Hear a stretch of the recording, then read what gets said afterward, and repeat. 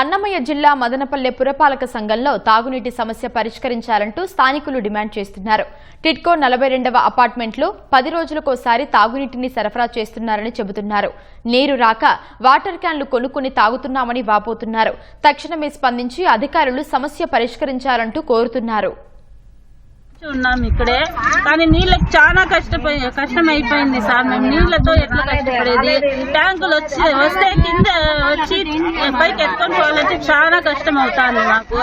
ఇల్లేమో ఇచ్చేసినారు కానీ నీళ్ళ సౌకర్యం పెట్టలేదు.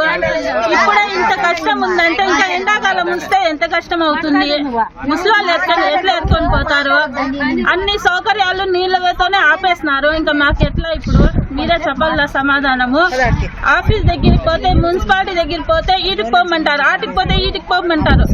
10 రోజులు అయిపోయింది నీళ్ళు లేక చాలా ఇబ్బంది పడుతున్నాము. నీళ్లు కావాలా మాకు. మేము కింద పైన ఎక్కడన్నా ఉంది, నీళ్ళు లేక చాలా ఇబ్బంది పడుతున్నాము. దయచేసి నీళ్ళు రావాలని మేము ప్రార్థిస్తున్నాం సార్. మీకు 10 రోజులు అయింది సార్ నీళ్ళు వచ్చి. మేము ఒక బింది కూడా కింద నుంచి పైకి ఎత్తుకోలేము. పైన మా ఇల్లు. మేము కలెక్టర్ ఆఫీస్కి పోయినాము, కొన్నాళ్ళు వదిలి మళ్ళీ నీళ్ళు లేవు అని ఇప్పుడు అంటా అన్నారు. ఇప్పుడు మేము ఏం చేయాలి సార్? మేము అడవిలో ఉన్నాము. ఇక్కడ మాకు ఇక్కడ ఇచ్చేసినారు ఇల్లు.